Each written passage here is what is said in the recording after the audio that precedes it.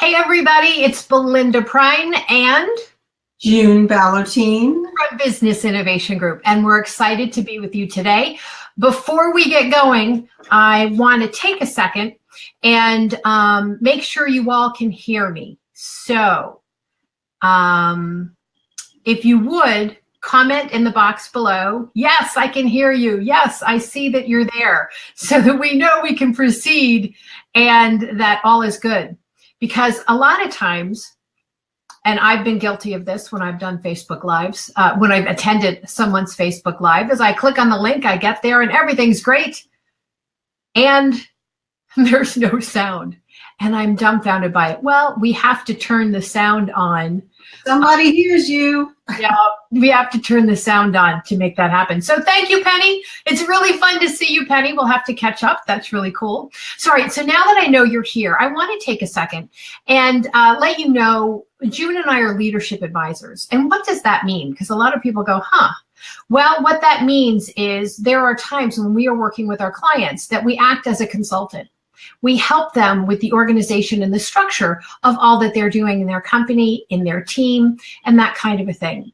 There's also times that we act as a leadership coach. They want to improve their leadership skills and how they present, or that of team members that they have. And we also act as a confidant. So we are a consultant, we are a coach, and we are a confidant for our clients, because the more successful you get, whether you're climbing that corporate ladder or you're in a business by yourself, the more isolated you become. We take care of that moment of isolation for you. So that's who we are. Now, we're going to be addressing some questions today that people have sent in to us. So as we're speaking today, if you have questions, I just posted the email address. Send them to info@businessinnovationgroup.com. Right? Just shoot your questions in. You can put question in the subject line, and June, myself, or another leadership advisor that you'll meet next week, Kristen Seeley, will address those questions for you. Okay, so without further ado, yay, Kristen. Okay, I wanted to take a look at the first question that came into us, and that was, how do I get upper management to recognize me as a valuable asset to the company?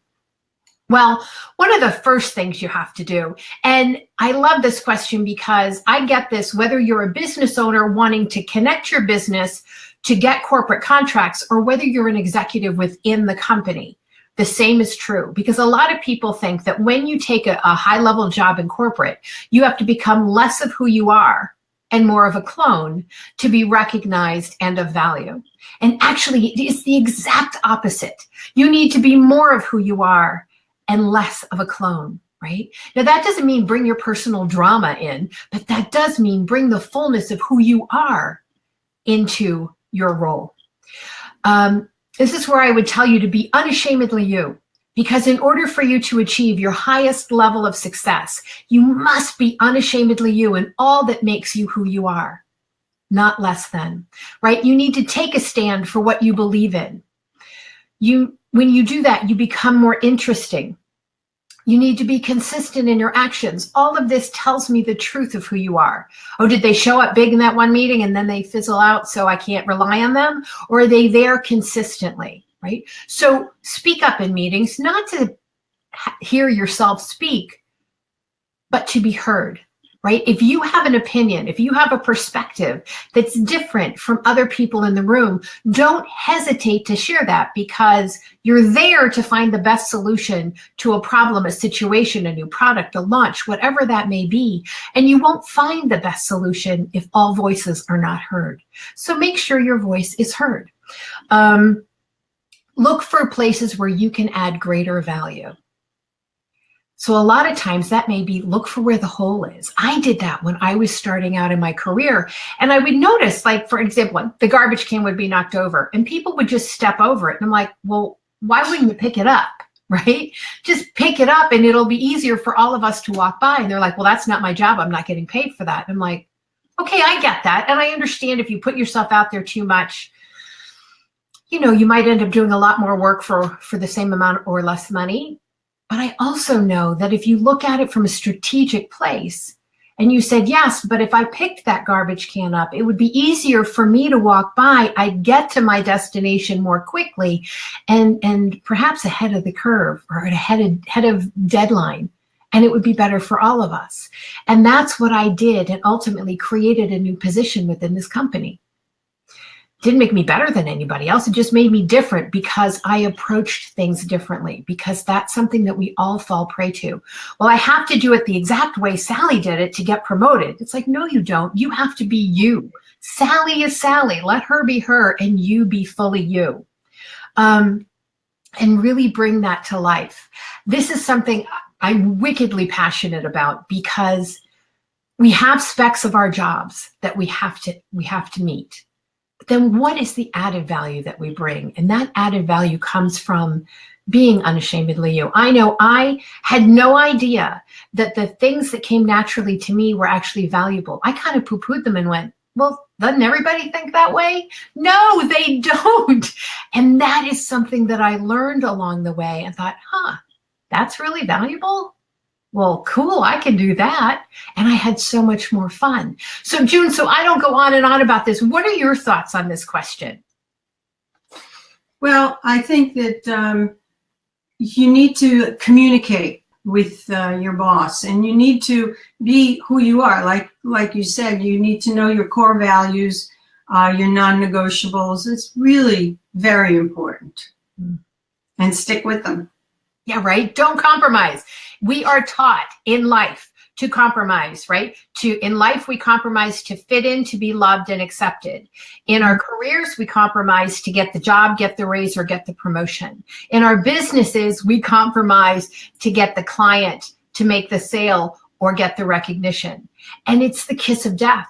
The more you compromise on all that's important to you, the more you're going to struggle and the less interesting you'll be. And the more you'll look like everybody else. Exactly. Vanilla. Exactly. Everybody's going to be vanilla, including you. Oh, I love that line, because I always say vanilla is one of my favorite flavors of ice cream, but it's the kiss of death if you're wanting to stand out and make a difference. Boring. It needs chocolate syrup. It needs something on top of it. Well, the way you choose to do it, right? So why wouldn't we bring that same bit of who we are to our roles in business? All right. So the other thing is, if you guys have any questions that you want to have answered now, shoot them down below and we will happily do our best to address them in the moment. And if they come by afterwards, we will look at them and either address them in a following Facebook Live, or we'll shoot a note out to you. Okay. So June, why don't you take the second question that we got? Okay. So someone asked, what do I do when I just got promoted or hired into a new position? The first thing I'd say is you need a job description. If you don't have one, now's the time to discuss it with your boss, and ask, how do you see it? What do you want me to do? However, don't just go in asking him or her to solve the problem for you or to create the job description. Go in with some suggestions, a list of how you see it, the way you want to do it. The communication is key. It's a great way to let your boss know who you are. It's also good to know the company culture. How flexible is management? Acceptance of change? Do they have an open door policy? Before you go in, you don't want to be Attila the Hun in a company culture that will not accept that. So once you know what's expected, if you see issues arise, nip them in the bud right away. Figure out what you think it is. Go by your gut instincts. Your instincts will really tell you a lot, so don't poo-poo them. If you think that something's wrong, figure out what it is, figure out a solution, and then go discuss it along with the solution. And I think the most important thing you can do is to look for a need. I was hired in a particular position where they had no idea what the job description was. They just knew they needed somebody to rein the whole mess in. So I took the position because I liked the company. And I basically saw the need and created my own job description and came up with systems, created a structure, The department started out a mess. It ended up, it's still going, but it was great because I got to create my own job description, and they saw that I was solving the problem. So I was able to just create that job for myself. I think the strongest thing that you should take out of this is that they hired you to solve problems. So go in with solutions, because you don't want to be known as the person who goes in with problems. You want to be known as the person who goes in with solutions. Mm-hmm. You know, that makes me think of a woman that used to work for me, and I paid her over 6 figures. And her whole role was to solve problems, right? I need help. We need this, whatever. And so she had to find solutions. And many times that was people coming in the next day, that afternoon. And I'll never forget, she would come into my office and she'd go, well, I called everybody I know. Oh, wrong. Right. And I'm like, okay, but if I weren't here, how would you solve that problem? Right. Mm-hmm. And she really pushed back for a while and eventually got to the place where she would come in and say, okay, I've called everybody I know, but I'm thinking if we went down this route, it would be amazing. I'm like, spot on. So your point, June, is so powerful, because you need to walk in. And yes, if there's a problem, your boss needs to know about it. And wouldn't it be wonderful if you're looking for that way to be elevated, to be recognized as a valuable addition to the company, to walk in and say, okay, we've got an issue that needs to be addressed, and I've got some ideas of how we'd resolve that. Just imagine how much more valuable you're going to be, how much more highly they're going to look on you in that situation, right? Well, a perfect example of that is when I hired you. Oh, gosh. Okay.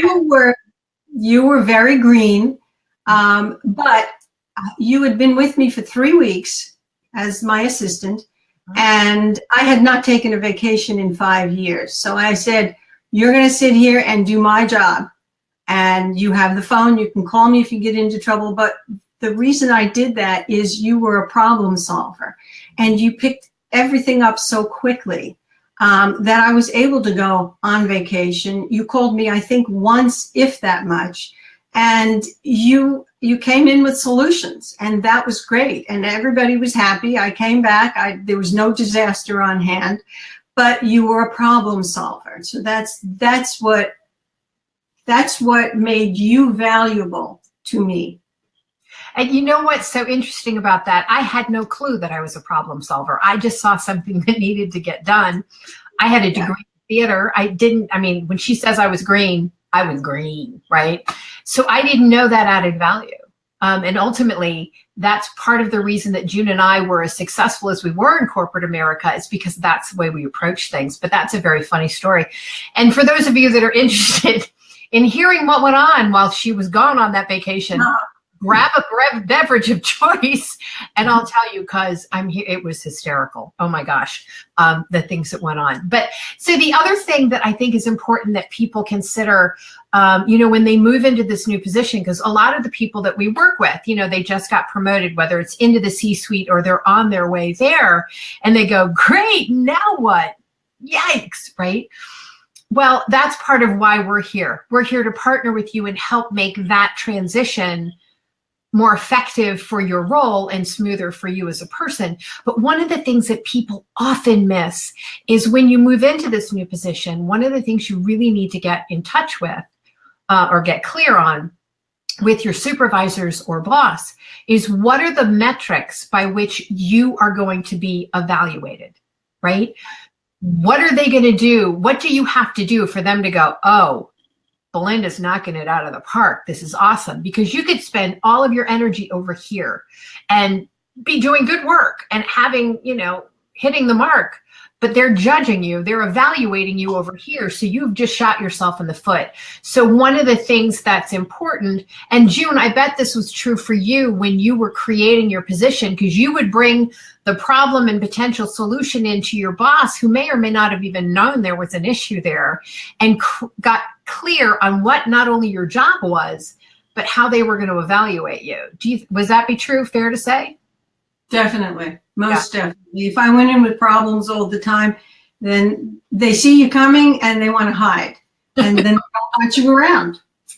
You know, that is so true. There was one person in the last company I worked for that when they would come down on the floor, because I was on the executive floor. Oh, you want to hide. That's it. The assistants would jump up and close our doors. And it was really horrible. But the person, you know, needed to learn that they could uncover some of their own solutions on their own. So yeah, that's a really, really valid point. We do have a question here. And again, so if any of you do have questions, feel free to pop them in below. That says, how do we ask for a raise? How do you go and ask for a raise? I've got a great answer for that, but do you have one you want to jump in with? Well, I think that you have to look at, you know, what you've brought to the table. And that's how you ask for a raise. This is what I've done. These are the metrics that you review me with. And therefore, I think I deserve X or Y or whatever. Yeah, I can't tell you the amount of people that came into my office and say, well, you know, it's time for my review. And I'm like, okay. And they say, and it's really important that we have this discussion because my water heater just blew up. And, you know, I'm going to have to get a new car for Charlie. And I'm listening to them go on. And while my heart may go out to you because a water heater is an unexpected expense and not fun, it's not my problem, nor is it my business. Right. And I'll never forget this day because one person walked in and they laid it out that way. They let me know why they needed that raise. And literally my next appointment, the person walked in and said, hey, Belinda, it's time for my review. And I'm not sure you're really aware of the breadth of work that I did this year. Can we set up a time on your calendar so I can walk you through everything? Now, who am I going to give the raise to? I mean, not that I'm not going to give the other person the raise if they deserved it. But if you're walking in to ask for a raise, don't tell me about your water heater. Tell me what you've done to meet the specs of your job, the metrics that we evaluate you by, and the added value that you brought. That's a big productivity. The productivity is very important. Yeah. Yeah. What you learned, or, hey, I mastered this. I want to get to that next level. What else do I need to do to make sure that happens for me in the next 12 months? Mm-hmm. These are productive conversations. And if I'm not the person creating, you know, the raise plan, you've just given me the ammunition to go have the conversation with the person who will approve it and say, oh, but what you don't know is X. And I promise you, a water heater is not going to motivate that person to say, oh yeah, they deserve that raise, right? So it's that kind of a thing. So any other questions here real quickly? Let me take a look. Nope. Okay. All right. So here's what I want you to know. I've got a list of homework here that I was sent with. For starters, I want you to mark your calendars because next Wednesday, the 18th, we are going to have another Facebook Live with the other new addition to our team of leadership advisors at Business Innovation Group, and that is Kristen Seeley. Hey, Kristen. I know. Very excited that she's joining us. We are going to field your questions again, and we'll take some time and do that next week. So any questions you have, again, feel free to send them to info@businessinnovationgroup.com.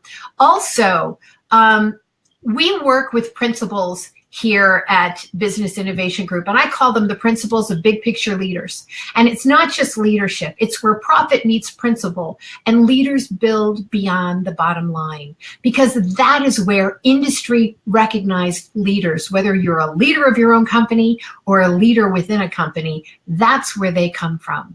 Is that place. So if you want to have the principles that we work with, all you have to do is go to bigpictureleaders.com, and it's totally available for you there. Also, if you want to stay on top of when we do Facebook Lives and have our little parties here, click follow on the Business Innovation Group /Belinda Pruyne Facebook page. Just go click the follow button, and anytime we go live, you'll be notified so you can be in on the fun. And also, if you know anyone who would benefit from this information that we just shared with you, share the video, share the love, as they say, so that other people can get this information and begin to make changes in how they show up in business so they too can achieve their highest level of success. So I want to thank everybody for joining us. But June, do you have a parting word of wisdom or something fun you want to share with us before we go? My motto of the day is have the solutions ready. Yeah. It's so interesting in that vein. It's very few people go the extra mile. So there's not a lot of traffic on the highway there. The people that show up with the solutions or see that the garbage can is knocked over and pick it up and say, hey, I can't take this on, but there is an issue here that needs to be addressed, or I can take this on and I want to make you aware that I'm doing that. Those are the people that stand out, right? That leaders and industry leaders, executive management, or even your consumers will notice and line up to work with. All right, with that said, June and I wish you nothing but big, big success in all that you are doing and look forward to the next time we're live. Bye, everybody. Bye-bye.